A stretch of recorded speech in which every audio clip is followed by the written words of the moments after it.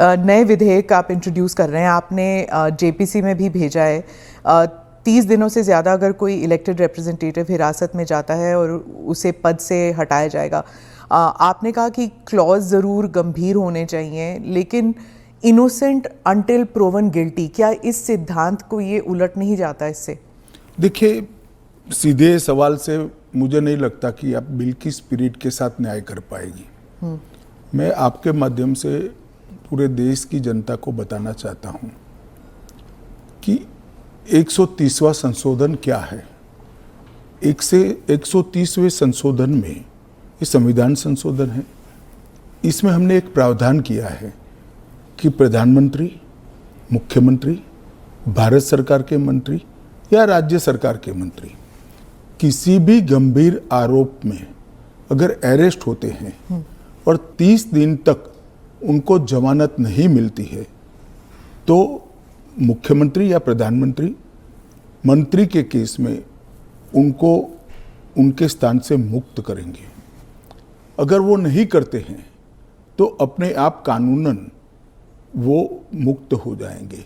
ये प्रावधान 130वें संवैधानिक संशोधन में हमने किया है। अब सबसे पहले मैं स्पष्ट कर देता हूं, संसद के अंदर चुनी हुई सरकार कोई भी विधेयक लाए या संवैधानिक संशोधन लाए, इसको सदन के सामने रखने में क्या विरोध हो सकता है। जबकि मैंने स्पष्ट कर दिया था कि इसको हम दोनों सदनों की संयुक्त समिति को सौंपेंगे। वहां आप आपके विचार व्यक्त कर सकते हैं। और दूसरा, जब इस पर मतदान हो तब आप आपका मत व्यक्त कर सकते हो, क्योंकि ये संवैधानिक संशोधन है तो 2/3 बहुमत चाहिए दोनों सदनों में, जो आपके पास नहीं है या नहीं है वो तो उस वक्त सिद्ध होगा। परंतु उस वक्त आप अपना विचार भी रख सकते हो और वोट भी कर सकते हो। किसी भी सरकार के विधेयक को या संविधान संशोधन को सदन में पेश न होने देना और इस तरह का व्यवहार करना, ये क्या लोकतंत्र में उचित है क्या? देश की पार्लियामेंट के दोनों सदन बहस के लिए है या शोरगुल और हल्ले के लिए है? मुद्दे का विरोध हमने भी देखा है, हमने भी करा है, परंतु बिल को पेश न होने देने की एक प्रकार की मानसिकता मैं नहीं मानता हूं कि ये लोकतांत्रिक है और विपक्ष को देश की जनता के सामने इसका जवाब देना पड़ेगा। उनका जो मैनर ऑफ प्रोटेस्ट है उसके बारे में मैं बाद में पूछूंगी, लेकिन ये जो गंभीर आरोपों का जो दायरा है, क्या आप स्पष्ट कर सकते हैं कि गंभीर आरोप क्या है? स्पष्ट कर सकती है क्या? हाँ, तो वही मैं आपसे तो जरा पूछिए आरोप। तो क्या आरोप हो सकते हैं? कैपिटल मतलब मर्डर, रेप, ऐसे वाले जो नहीं, पहले विपक्ष का इस बिल में विरोध क्या है वो तत्वतः आप बता सकती है क्या? इसका मूल विरोध का कारण जो विपक्ष ने मीडिया को समझाया होगा, हाँ, वो आप हमें बताइए पहले। तो वो तो कह रहे हैं कि आप इस बिल के जरिए आप जो इलेक्टेड रिप्रेजेंटेटिव है, जिनके पास मैंडेट है और जिनका जनाधार से कनेक्शन है, आप उसको उलट रहे हैं और आप 30 डेज में आप बेल नहीं मिलेगा तो वो हट जाएंगे।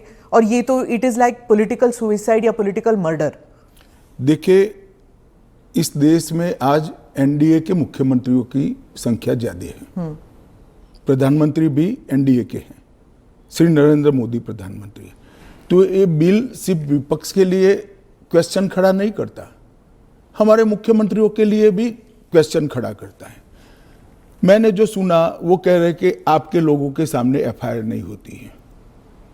ये जनता को गुमराह करे। उनको मालूम है कि किसी भी व्यक्ति के खिलाफ आरोप है तो आप पब्लिक इंटरेस्ट लिटिगेशन के माध्यम से कोर्ट के सामने जा सकते हैं। कोर्ट ऑर्डर करेगी कि इनके खिलाफ एफआईआर करो। अगर ज्यादा ही गंभीर मामले हैं तो कोर्ट मॉनिटर भी करती है। इसमें पक्ष विपक्ष कहां आता है? बट एक सेकंड, मेरी बात पूरी नहीं हुई है। इसमें पक्ष विपक्ष नहीं आता है। और दूसरी बात, इसमें 30 दिन तक जमानत का प्रावधान किया गया है। अगर फर्जी टाइप का केस है तो देश की हाई कोर्ट और सुप्रीम कोर्ट आंख मूंद कर नहीं बैठे हैं। किसी भी केस में हाई कोर्ट और सुप्रीम कोर्ट को जमानत देने का अधिकार है। अगर जमानत नहीं मिलती है तो आपको पद छोड़ना पड़ेगा। मैं एएनआई के माध्यम से देश की जनता को और पूरे विपक्ष को भी पूछना चाहता हूं, क्या कोई मुख्यमंत्री, कोई प्रधानमंत्री या कोई मंत्री जेल में रहकर सरकार चला सकता है क्या? इस देश के लोकतंत्र के लिए शोभा रूप है क्या? और अगर 30 दिन के बाद जमानत मिल जाती है तो वो फिर से शपथ ले सकते हैं। हम multi party parliamentary democratic system में है। जब आपके पास सदन में बहुमत होता है, एक मुख्यमंत्री को किसी भी कारणसर जेल में जाना पड़ा, 30 दिन तक जमानत नहीं हुई, तो अब वो पदमुक्त हो जाएंगे, परंतु उनका बहुमत तो बना रहेगा। जैसे ही मुक्त होंगे वो फिर से मुख्यमंत्री बन सकते हैं। पर ये जो गंभीर आरोप होते हैं इन लोगों के खिलाफ, वो उनको साबित करने के लिए या उनसे छुटकारा पाने के लिए इतना वक्त लग जाता है। आप जैसे जो डेमोक्रेसीज हैं, बाकी डेमोक्रेसीज हैं, वहाँ पे क्या होता है कि वो हट जाते हैं और फिर वापस आते हैं। यहाँ पे तो जेल में डाल देते हैं। देखिए, जेल में डालने का जो प्रावधान है वो एनडीए सरकार ने नहीं बनाया है, वो सालों से यहाँ चल रहा है।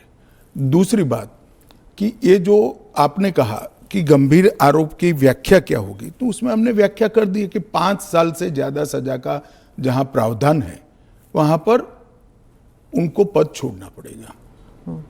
कोई छुटपुट आरोप के लिए पद नहीं छोड़ना है, मगर जिन पर करप्शन के आरोप है या 5 साल से ज्यादा सजा के आरोप है, ऐसे मंत्री, मुख्यमंत्री या प्रधानमंत्री जेल में बैठकर सरकार चलाए, ये कितना उचित है? पर दोष के ऊपर कैसे कर सकते हैं? पहले मैं आपको सिद्धि तो हो जाए ना। मैं आपको बताना चाहता हूं, आज भी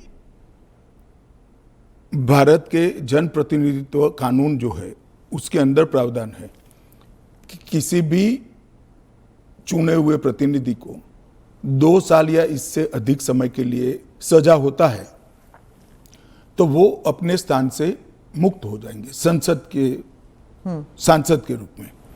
अब उस पर हाई कोर्ट की अपील बाकी है, इस पर सुप्रीम कोर्ट की अपील बाकी है, मगर एक मॉरल ग्राउंड तय करने के लिए कानून आजादी मिली तब से बना है। इस पर भी आर्गुमेंट होता है कि भाई वो हाई कोर्ट से छूट जाएंगे, वो सुप्रीम कोर्ट से छूट जाएंगे, क्योंकि अपील फाइनल नहीं हुई है। तो जैसे ही छूटते हैं उनकी सदस्यता रिवाइव हो जाती है। कई सारे लोगों की सदस्यता समाप्त हो गई और तुरंत रिवाइव भी हुई, ऊपर से सजा का स्टे मिलने के बाद। पर इस दौरान उनका राजनीतिक कुछ नहीं होता है ना सर। सत्येंद्र जैन का देख लीजिए, उनके 4 साल कौन लौटाएगा? उनकी जो पॉलिटिकल लाइफ है वो तो खत्म हो गई ना। नहीं, मगर 4 साल तक उनको जमानत नहीं मिला, केस अभी चालू है। हाँ, तो पर उसके बाद सीबीआई का जो रिपोर्ट है वो कोर्ट ने एक्सेप्ट कर लिया ना। आप भयंकर भ्रांति में हो। जिस एफआईआर में वो 4 साल जेल में रहे, वो एफआईआर में क्लोजर रिपोर्ट नहीं भरी गई है। क्लोजर रिपोर्ट 2022 के केस में भरी गई। जिन 4 केसों में वो जेल में गए थे और लंबे समय तक रहे, वो 4 केसों में सीबीआई ने चार्जशीट किया है और वो ट्रायल फेस कर रहे हैं। मगर आप पार्टी के प्रोपेगेंडा का आप शिकार हो। सत्येंद्र जैन जी को जिस केसों में लंबा समय जेल में रहना पड़ा, वो सारे के सारे केसों में चार्जशीट हुआ है और वो ट्रायल फेस कर रहे हैं।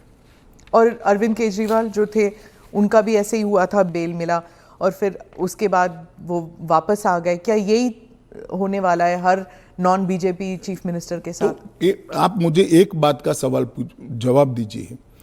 नॉन बीजेपी बीजेपी छोड़ दीजिए, दोनों के लिए समान कानून है, परंतु किसी ने भी जेल से सरकार चलानी चाहिए क्या? आजादी से अब तक कई सारे नेता जेल में गए, कई सारे मुख्यमंत्री भी गए, मंत्री भी गए, और सब ने इस्तीफा देकर जेल में गए। अभी अभी एक ट्रेंड शुरू हुआ कि जेल में जाने के बाद भी इस्तीफा नहीं देना। ढेर सारे ऐसे लोग हैं जिन्होंने इस्तीफा दिया।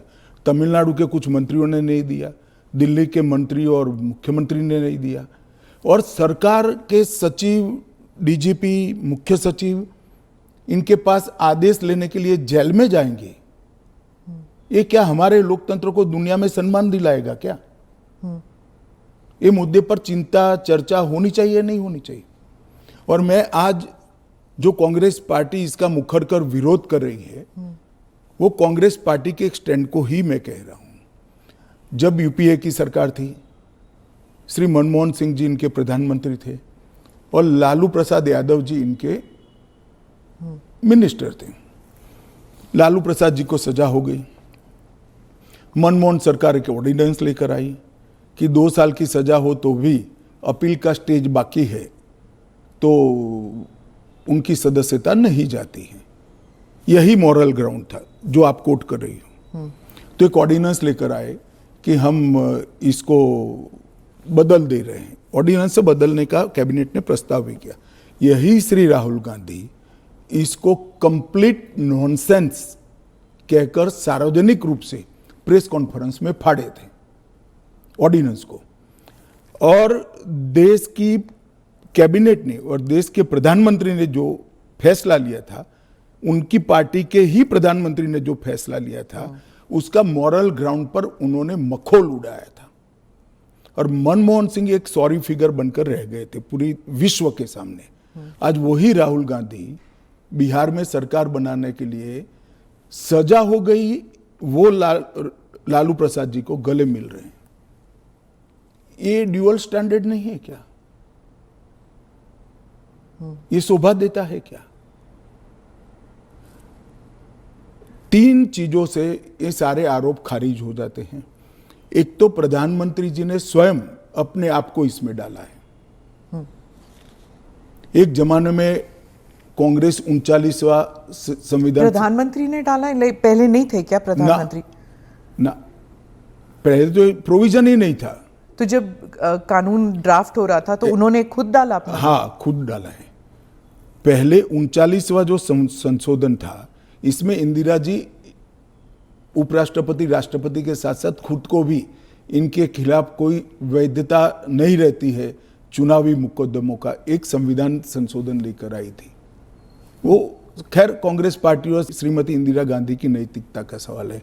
नरेंद्र मोदी जी अपने खिलाफ खुद संविधान संशोधन लेकर आए हैं कि प्रधानमंत्री भी जेल में जाएगा तो उसको इस्तीफा दे देना पड़ेगा। पर इससे एक एक्स्ट्रा जुडिशियल पावर कह लीजिए जो भी एक अधिकारी को नहीं मिल जाता कि प्रधानमंत्री से भी ज्यादा सीनियर हो जाता है वो? जी, आप ऐसे बात करिए जिसमें जैसे इस देश में कोई कोर्ट ही नहीं है। पर कोर्ट में डिलेज होते हैं ना सर? ये कानून आने के बाद नहीं होंगे, क्योंकि कोर्ट को तुरंत इंटरवीन करना पड़ेगा। किसी चुने हुए प्रतिनिधि को खारिज करने का प्रावधान हुआ है। मैं तो उल्टा कहता हूं, इससे यस और नो जो होना है वो जल्दी हो जाएगा। तो प्रेशर कोर्ट्स पे होगा डिक्लेयर करने के लिए? प्रेशर होगा ये कहना ठीक नहीं है। हाँ। मगर हमारी कोर्ट भी, पर उसी सुनिए ना, हमारी कोर्ट भी कानून की गंभीरता को समझती है। जब 30 दिन के बाद पद छोड़ना है तो वो उसके पहले इसका फैसला करेगी कि बेल मिलना चाहिए या नहीं मिलना चाहिए। हाईकोर्ट में जब केस गया कि श्री केजरीवाल जेल में है, तब उनको वहां से इस्तीफा देने चाहिए। पब्लिक इंटरेस्ट लिटिगेशन फाइल हुआ। हाईकोर्ट ने कहा कि हम सैद्धांतिक रूप से मानते हैं कि इनको छोड़ देना चाहिए मॉरल ग्राउंड पर, परंतु अभी के कानून में कोई प्रावधान नहीं है। चलिए, अब कानून में प्रावधान हो गया। मेरा बहुत स्पष्ट मानना है, मेरी पार्टी का मानना है, देश के प्रधानमंत्री का मानना है कि इस देश में कोई भी मुख्यमंत्री हो, मंत्री हो या प्रधानमंत्री हो, जेल में रहकर सरकार नहीं चला सकते। पहले भी कई लोगों ने मॉरल ग्राउंड पर इस्तीफा दिया है। लाल कृष्ण आडवाणी जी ने दिया था, येदुरप्पा जी ने दिया था, ईश्वरप्पा जी ने दिया था, जॉर्ज फर्नांडिस जी ने दिया था। कई सारे लोगों ने मॉरल ग्राउंड पर इस्तीफे दिए हैं। कोई जेल में जाकर सरकार नहीं चलाई। इवन हेमंत सोरेन ने दिया था रिसेंट पास्ट में। जब वो छूट कर आए तो फिर से मुख्यमंत्री बन गए। अब इसका हमने कानूनी प्रोविजन किया है, क्योंकि जब पहले कानून बने होंगे, संविधान बना होगा, तब संविधान निर्माताओं ने ऐसी निर्लज्जता का कल्पना नहीं करा होगा कि कोई भी मुख्यमंत्री जेल में जाएगा और अंदर से मुख्यमंत्री बना रहेगा। खैर अब ऐसी घटनाएं हुई है रिसेंट पास्ट में, तो हमें हमारी नैतिक मूल्यों के स्तर को गिरने नहीं देना चाहिए। एक कानून नैतिक स्तर के मूल्यों को एक आधार देगा और इससे हमारा लोकतंत्र निश्चित रूप से मजबूत होगा। गृह मंत्री जी, विपक्ष कह रहा है कि सरकार जो है वो इस तरह के जो सिचुएशन बनाएगी या फिर कोर्ट पर दबाव डालेगी कि 30 दिन में जमानत नहीं मिलेगा। अगर 30 दिन में जमानत नहीं मिल जाता तो फिर the entire thing falls through. देखिए, ये उनका पद से चिपक रहने के लिए एक अलग प्रकार से बनाया हुआ खूबसूरत आर्ग्यूमेंट है। मैं मानता हूं हमारी कोर्ट्स संवेदनशील है और जब किसी का पद जाता है तो निश्चित रूप से कोर्ट समय मर्यादा में उनकी जमानत के फैसले करेंगे, जो भी होगा उसका। मैं विपक्ष के लिए नहीं लिखा, पक्ष विपक्ष जो भी होगा इसकी जमानत के फैसले तुरंत ही करने की पद्धति भी डेवलप होगी, ऐसा मेरा स्पष्ट मानना है। वो तो कहते हैं कि पॉलिटिक्स ऑफ वेंडेटा होगा, क्योंकि जो इन्वेस्टिगेटिंग ऑफिसर है, जो पुलिसिंग है, वो सब सेंट्रल के कमांड में आ जाता है। पूरी चीज में से आपकी सरकार है तो फिर पूरी चीज में से कोर्ट को बाहर ही रख रही हो। तो कोर्ट जाने से पहले इन्वेस्टिगेशन भी तो होगा ना। इन्वेस्टिगेशन तो पुलिस के हाथ में। मैं समझ गया, इन्वेस्टिगेशन हो गया, गलत हुआ, मान लीजिए आरोप भी मान लीजिए, अरेस्ट भी गलत हुई, तो 30 दिन में कोर्ट कहेगा अरेस्ट गलत है। और वेंडेटा की बात कांग्रेस पार्टी कर रही है, इनको शोभा नहीं देता जी। पर ये फिर वही पॉलिटिक्स की बात हो गई ना, क्योंकि आप कह रहे हैं कि इतने सारे राज्य हैं जहां पर बीजेपी के चीफ मिनिस्टर्स हैं, लेकिन वो तो टारगेट में नहीं होंगे। वो तो कह रहे हैं कि जहां पर बीजेपी की सरकार नहीं है वहां के चीफ मिनिस्टर्स को आप टारगेट बनाएंगे, खासकर ये जो इंडिया अलायंस के जो चीफ मिनिस्टर्स हैं। देखिए, मैं अभी भी कहता हूं कि भारतीय जनता पार्टी और एनडीए शासित जो राज्य हैं वहाँ कोई भी करप्शन या हमारे मंत्री या मुख्यमंत्री के खिलाफ केस है, उनका आरोप मान लीजिए, मानने के लिए ये फर्जी आरोप है, मगर एक सेकंड के लिए मान लीजिए कि कानून का काम नहीं करेगा, तो कोई भी व्यक्ति कोर्ट के सामने जा सकता है और कह सकता है कि इनके सामने एफआईआर दर्ज करने का आदेश दीजिए। और जब उनकी सरकार थी और वो ऐसा करते थे, तब बहुत सारी जांच कोर्ट के आदेशों से शुरू हुई है। यूपीए 2 में कम से कम 12 केस में गिना सकता हूं जहां कोर्ट के ऑर्डर से सीबीआई की जांच हुई है और सारे लोग फंसे हैं। पर वो उस टाइम तो उनकी सरकार थी, अभी आपकी सरकार है। वो कह रहे हैं कि चाहे डीएमके हो या आम आदमी पार्टी हो, आप सबके नेताओं को आप जेल में डाल देंगे। ऐसे नहीं हो सकता है, ये संभव ही नहीं है, क्योंकि कोर्ट तुरंत इंटरवीन करेगी अगर इसके अंदर एफआईआर के अंदर या अरेस्ट के अंदर तत्व नहीं है तो अरविंद केजरीवाल का उदाहरण भी देते हैं कि इस प्रावधान के अनुसार अगर उन्हें जमानत 30 दिन के भीतर ना मिलती तो वो भी वहीं पे पड़े रहते, जेल में पड़े रहते, और उनको फिर वो चीफ मिनिस्टर पद से भी हटा दिया। जमानत उनको एक कानून आया ही नहीं था, फिर भी मिल गई थी। हाँ, मगर इतना जरूर होता, अगर ये कानून होता तो उनको इस्तीफा दे देना पड़ता। वो जो मैं मानता हूं कि देना चाहिए। बाहर निकलकर जब पब्लिक विरोध करने लगी तो उन्होंने दे भी दिया, मॉरल ग्राउंड पर ही दिया। अब कानूनन देना पड़ेगा, इतनी ही बात है। तो चुनाव फेस करने के पहले उन्होंने मॉरल ग्राउंड पर इस्तीफा देकर आतिशी जी को दिल्ली की मुख्यमंत्री, क्योंकि जैसे ही घूमने लगे पब्लिक ने सवाल करे। आपने कहा कि आप जीपीसी में भेजने वाले हैं, लेकिन ऑपोजिशन जो कह रहे हैं, जैसे टीएमसी जो फोर फ्रंट पे है ऑपोजिशन में इस मामले में, वो कह रहे हैं कि वो जेपीसी का हिस्सा बनेंगे ही नहीं, वो बॉयकॉट कर देंगे। फिर क्या होगा? नहीं, क्या होगा तो हम क्या कर सकते हैं? तो फिर वो कानून ले आएंगे फिर? तो उनको कौन ना बोल रहा है कि आप मत बनो? क्योंकि हम कह ही रहे हैं कि आप बनिए। आप अगर पार्लियामेंट चलाने के जो नियम बने हैं वो नियम को भी स्वीकार नहीं करोगे और आप कहोगे कि हमारी इच्छा है वही फाइनल हो, भले हम विपक्ष में हैं, ऐसे नहीं हो सकता। सरकार उनको मौका दे सकती है, अगर वो मौके का स्वीकार नहीं करते हैं तो हम क्या कर सकते हैं? हम तो रिसीविंग एंड पर हैं। क्योंकि वो रिसीविंग एंड पे हैं आप। निश्चित रूप से अगर जेपीसी बनाने का निर्णय होने के बाद भी वो जेपीसी का बहिष्कार करते हैं तो सरकार के पास विकल्प क्योंकि क्या वो करो? कह रहे हैं कि आप सिर्फ उनका स्टैंप चाहते हैं, ये तो संविधान की हत्या है ये बिल। ऐसा नहीं है। जेपीसी में अनेक साक्ष्य बुलाए जाते हैं, सार्वजनिक जीवन के भी बुलाए जाएंगे। आप एप्लीकेशन करोगी तो आपको भी बुलाएंगे, आपका रिकॉर्ड होता है, और वो सारे दलीलों का, साक्ष्यों के दलील का काट कर रिपोर्ट तैयार होता है, और वो रिपोर्ट के आधार पर बिल को बदला जाता है। तो पूरी पार्लियामेंट की संवैधानिक प्रक्रिया को ही सिरे से खारिज कर दें। फिर तो आप ऐसे भी कह सकते हो कोई भी कानून हम पास नहीं होने देंगे, हम विरोध करेंगे। कि महत्वपूर्ण बिल है, सभी पार्टियों के सदस्यों की राय पार्टी से कंसल्ट कर एक कंसीडर्ड राय जेपीसी के सामने आनी चाहिए। और अगर जेपीसी नहीं आता, अगर वो बहिष्कार करते हैं, तब क्या होगा? तो कुछ नहीं होगा, जेपीसी अपना काम करेगी। तो कैसे काम करेगी? अगर बहिष्कार कर रहे हैं तो फिर तो पूरे ऑपोजिशन के बगैर तो मौजूदा लोग काम करेंगे। कल को आप अगर ऑपोजिशन अभी से लेकर 4 साल तक कोई काम में सहयोग नहीं होता है, देता है, तो देश नहीं चलेगा क्या? स्मिता जी, ऐसे नहीं चलता है। हम इतना ही कर सकते हैं कि उनको बोलने का मौका दे, उनको बात रखने का मौका दे। अगर वो अपनी बात रखना ही नहीं चाहते हैं, अगर बोलना ही नहीं चाहते हैं, तो देश की जनता भी तो देख रही है ना चीजों को। विपक्ष का यही कहना है कि आप हमेशा कह रहे हैं, इस बिल को लेकर कह रहे हैं कि जुडिशरी डिसाइड करेगा, जुडिशरी, लेकिन जुडिशरी में सारे केसेस इतनी लंबे तौर पर विलंबित होती हैं, नहीं चलते हैं। और एक सेकंड, जुडिशरी में बेल के केस कभी भी, मेरे अलावे किसी भी बेल का केस सुप्रीम कोर्ट में 5 दिन से ज्यादा नहीं चला है।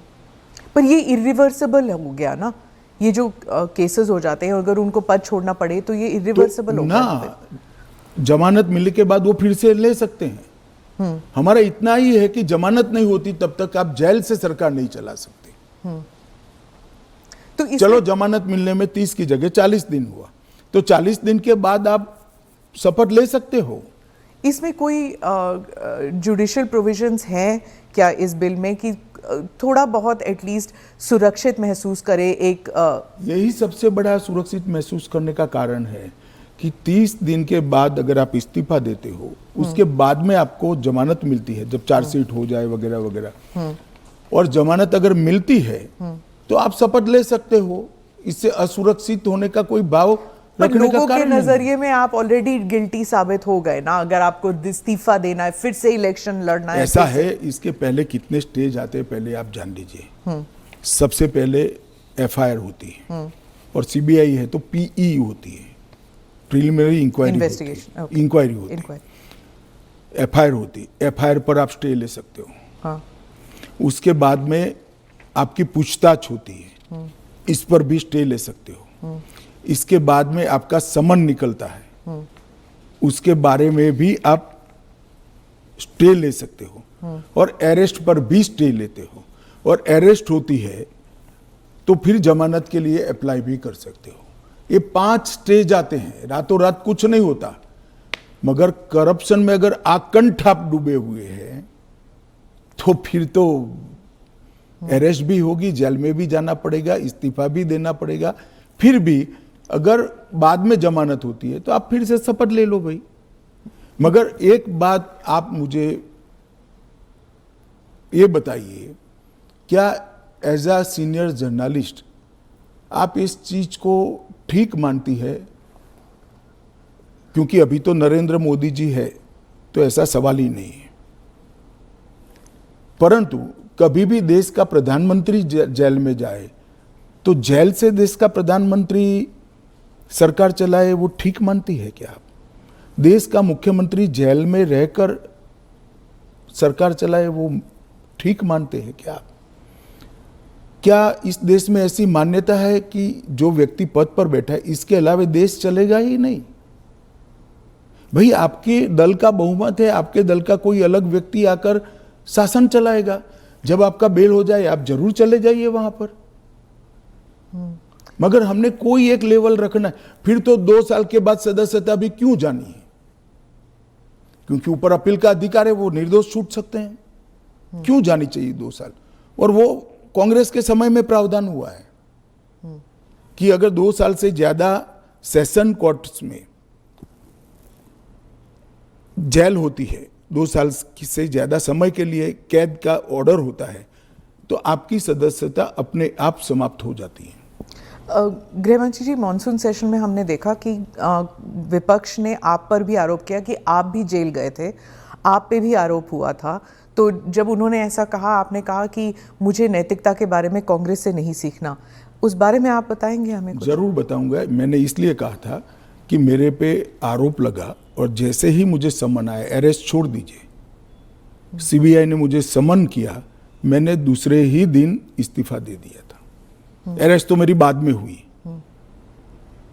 जैसे ही सीबीआई ने मुझे समन किया था, मैंने दूसरे ही दिन इस्तीफा दिया था और केस चला और केस में जजमेंट भी आया कि ये पॉलिटिकल वेंडेटे का केस था और मैं पूर्णतया निर्दोष हूं। पर वो तो बाद में आया था एक ना, सेकंड 2016। एक सेकंड सुनिए ना। हाँ। एक सेकंड, वो जजमेंट बाद में आया। बेल मेरी पहले हो गई थी, बेल मेरी पहले हो गई थी और वो जजमेंट ऐसा आया कि कंप्लीटली पॉलिटिकल वेंडेटा के केस है, कहीं पर दूर दूर तक मेरा इस केस में इन्वॉल्वमेंट नहीं है और मुझे शंका के आधार पर बरी नहीं किया गया था। मेरे सामने के केस को खारिज किया गया था और मुझे बेल मिल गया था 96वें दिन पर। फिर भी मैंने फिर से शपथ लेकर गृह मंत्री नहीं बना था। इतना ही नहीं, जब तक मैं कंप्लीटली मेरे सामने के सारे आरोप क्वाश नहीं हुए तब तक मैंने किसी भी संवैधानिक पद पर शपथ नहीं ली थी। तो मुझे क्या विपक्ष नैतिकता के पाठ पढ़ाता है? इन लोगों ने इंदिरा जी के समय में प्रयास किया कि प्रधानमंत्री को शील्ड किया जाए और आज भी ये प्रयास कर रहे हैं कि अगर कभी जेल में जाना पड़े तो हम आराम से जेल से सरकार बनाएंगे, जेल को सीएम हाउस पीएम हाउस बनाएंगे और वहां जाकर डीजीपी जेल से ऑर्डर लेंगे, चीफ सेक्रेटरी जेल से ऑर्डर लेंगे, भारत सरकार के कैबिनेट सेक्रेटरी जेल से ऑर्डर लेंगे, भारत सरकार के गृह सचिव जेल से ऑर्डर लेंगे। इस तरह से देश चलेगा।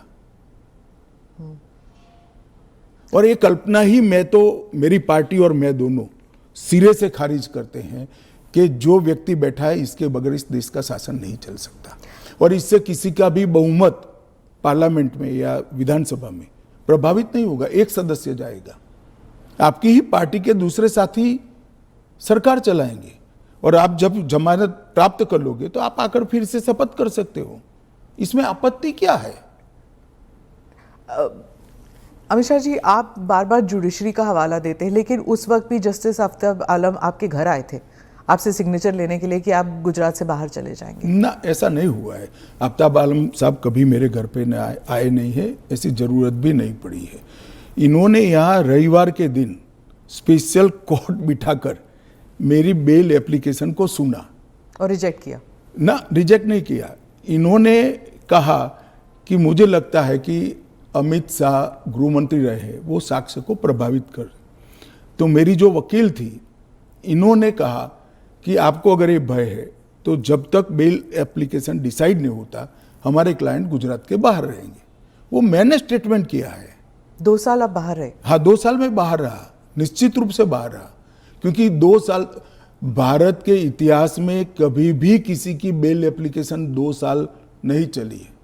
आलम साहब की कृपा से मेरी बेल एप्लीकेशन 2 साल चली, ज्यादा से ज्यादा बेल एप्लीकेशन 11 दिन तक चली है। आपने उस वक्त पहले भी जिक्र किया था अडवाणी जी के ऊपर कि उन्होंने भी इस्तीफा दिया था। जी, कहा था अडवाणी जी ने इस्तीफा दिया था। ढेर सारे हमारे कार्यकर्ता, मदन लाल खुराना वगैरह सारे, सभी ने दिया था। कि जब तक, अरे अभी हेमंत सोरेन जी ने दिया था। ये तो एक नया संस्कृति आया अभी विगत 2 साल पहले ऐसा केस ही नहीं था कोई। सभी लोगों पर आरोप लगते थे, सब लोग इस्तीफा दे देते थे, बरी होकर राजनीति शुरू करते थे। तमिलनाडु के कुछ मंत्रियों ने इस्तीफा नहीं दिया, दिल्ली के मंत्री और मुख्यमंत्री ने इस्तीफा नहीं। और अगर इस तरह से इस समाज जीवन का, नैतिकता का स्तर आप राजनीति का और समाज जीवन का नीचे ले जा रहे हैं, इससे हम सहमत नहीं हैं। और अगर मैं अब पूछता हूं, आप मुझे पूछ रही हैं, तो लालू जी के वो ऑर्डिनेंस फाड़ने का, लालू जी के बचाने के लिए जो ऑर्डिनेंस मनमोहन सिंह लाए थे, वो ऑर्डिनेंस को फाड़ने का राहुल गांधी का औचित्य क्या था? अगर उस दिन वो मोरालिटी थी तो आज नहीं है क्या? क्योंकि आप लगातार 3 चुनाव हार चुके हो। मोरालिटी के स्टैंडर्ड्स चुनाव के जय पराजय के साथ जुड़े नहीं है। मोरालिटी के स्टैंडर्ड सूर्य और चंद्र की तरह हमेशा अपनी जगह पे स्थिर रहने चाहिए। तो क्या आप कह रहे हैं कि राहुल गांधी कॉम्प्रोमाइज हो गए हैं आरजेडी के लिए? नहीं, मुझे कहने की कहाँ जरूरत है।